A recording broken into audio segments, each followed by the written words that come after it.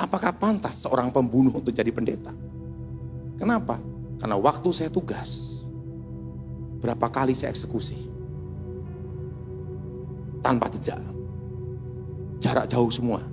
Dan selesai. Dan sampai saat ini pun, saya masih di bawah sumpah.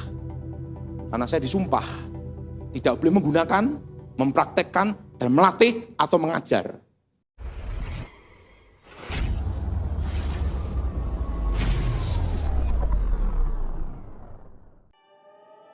Shalom, sahabat khotbah populer. Tahukah sahabat bahwa hambanya Evangelis Daud Tony terikat dengan sumpah atas segala peristiwa yang pernah terjadi, dan peristiwa ini sungguh menyedihkan. Seperti apa kisah lengkapnya? Mari kita dengarkan. Saudara, orang dunia tidak melihat betapa hebatmu bicara teologi. Orang dunia tidak melihat dirimu jago bicara. Tetapi orang dunia, seorang saksi harus membuktikan bahwa kesaksian itu benar. Yaitu apa? Orang dunia membuktikan apa? Kuasa dalam dirimu itu nyata tidak. Itu ditunjukkan. Silahkan, gitu dah. Kenapa? Selama saya pengawalan presiden selama 10 tahun, mereka tidak peduli agama saya apa.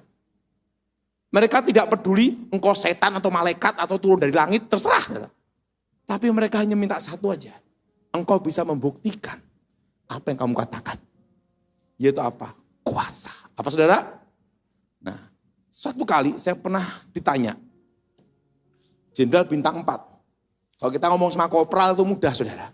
Nah, bintang 4 hati-hati, salah ngomong masuk penjaraan saudara. Dia ngomong sama saya. Pak Daud, ada apa? Di rumah saya ini ada santetnya enggak? Ada yang ngirim santet enggak? Saya ngomong, Jenderal, ada yang ngirim santet di rumah ini. Jenderal ngomong gini, ada, oke. Temannya jenderal, ajudan. Buktikan Pak santetnya ada. Bagaimana? Susah. Ini ada orang ngirim santet. Sekarang buktikan santetnya itu betul-betul dikirim dan ada di sini. Tunjukkan di depan kami semua. Baru kami percaya. Tunjukkan. Nah, orang dunia mintanya itu saudara. Betul? Betul? Dan kanan kiri bukan orang Kristen. Buktikan Pak, supaya kami melihat. Nah, kawan saya yang Kristen ngomong, gimana Pak Daud? Tenang aja, urusan setan saya urusin. Kenapa? Bekas teman. Tenang aja, sesama bekas teman saling pengertian. Tenang aja. Saya ngomong sama salah satu pengawal. Boleh enggak ada satu ikan yang untuk dites bahwa apa yang saya katakan benar. Boleh? Silahkan tunjuk ikannya, itu ada kolam ikan koi. Silahkan tunjukkan ikan yang mau dituju. Tak suruh milih dah di depan jenderal. Jenderal berkata, baik. Langsung ajudan pilih ikan itu. Ini ikan hidup saudara. Ikan koi. Buktikan apa yang Anda katakan benar.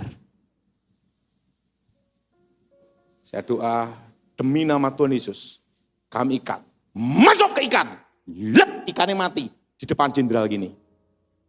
Dari ikan hidup langsung mati gini. Jenderal ngomong gini. Hah? Ini kalau kena saya gimana? Ya selesai. Langsung ngomong. Oh, Pak Daud. Percaya saya. Makanya Anda disebut pembunuh tercepat. Untung Anda tobat. Kalau umat lagi gawat juga. Langsung lep, selesai. Ya. Saya ditanya, kenapa Pak Daud tidak mau jadi pendeta?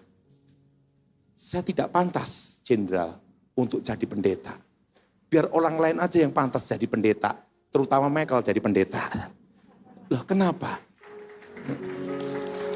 Nah, kenapa Anda tidak menjadi pendeta? Apakah pantas seorang pembunuh untuk jadi pendeta? Tapi itu kan tugas. Apapun terjadi dalam hidup saya, Jenderal, sampai saya mati, saya tidak mau ada pendeta, gelar pendeta di samping saya. Kenapa? Saya cukup aja mati sebagai jemaat. Udah. Kenapa?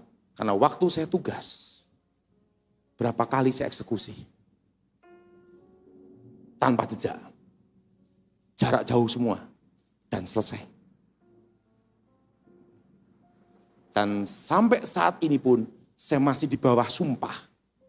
Karena saya disumpah tidak boleh menggunakan, mempraktekkan, dan melatih atau mengajar. Baik anak sendiri atau mengambil murid atau siapapun. Waktu itu saya disumpah di kediaman KSAD, Kasat saudara. Bahwa saya tidak boleh mempraktekkan, mengajarkan, menurunkan, mewariskan pengetahuan itu sampai saya mati. San Kasat langsung berkata sama saya, dan sumpah ini harus di depan Jenderal, Kasat, dan bendera merah putih. Sumpah bahwa Alkitab ini, sumpah ini, tidak boleh. Jadi saya sumpah kamu sebagai pejabat negara. Itu Jenderal Edi Wibowo, saudara. Karena sumpah itu, saya ngomong sama Jenderal, siap Jenderal, tetapi Jenderal, demikian karena sumpah ini pula, sampai saya mati pun, saya tidak mau jadi pendeta. Makanya sampai sekarang, saya senang sekali bukan pendeta.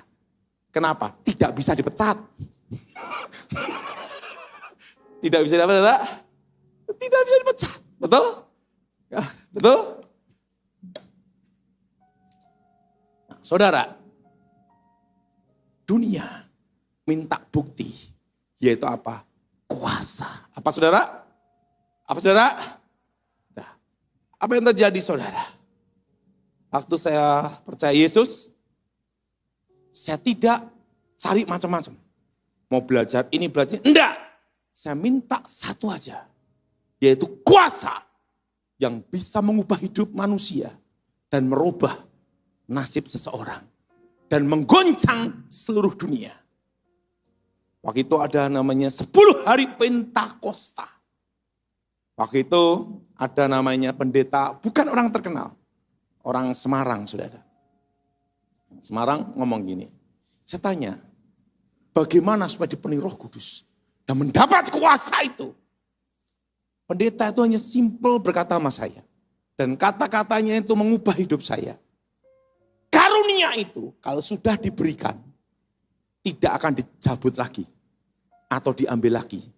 Kecuali murtad menyangkal Yesus. Baru karunia itu diambil dan dicabut. Selama tidak menyangkal Yesus, tidak murtad, itu tidak dicabut. Tapi padam. Tapi bisa dikobarkan kembali. Kenapa? Karena Allah itu adalah Allah yang setia.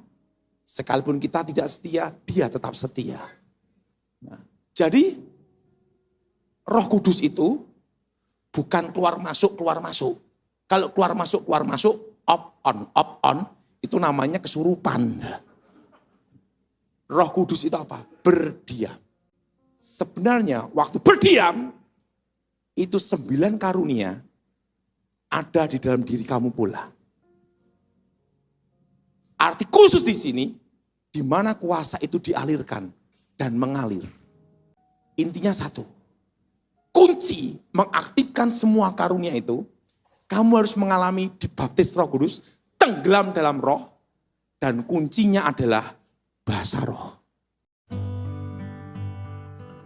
Terima kasih sahabat khotbah populer sudah menonton video ini sampai selesai. Jikalau ada pendapat silahkan isi di kolom komentar. Kira-kira pelajaran apa yang dapat kita petik dari pembahasan ini? marilah belajar dari setiap kejadian atau masa lalu yang pernah kita buat, atau pengalaman yang membuat kita tidak nyaman. Biarlah itu tidak terulang lagi. Pengalaman adalah guru terbaik dalam menjalani hidup ini. Yang salah jangan diulangi lagi. Yang benar mari terus dilanjutkan, supaya banyak orang diberkati dan pastikan nama Tuhan dipermuliakan. Namun hal yang paling penting dari semuanya adalah kita hidup dengan penuh kuasa. Kuasa yang menggoncang dunia, kuasa Roh Kudus. Kiranya Allah damai sejahtera selalu menyertai kita senantiasa. Tuhan Yesus memberkati.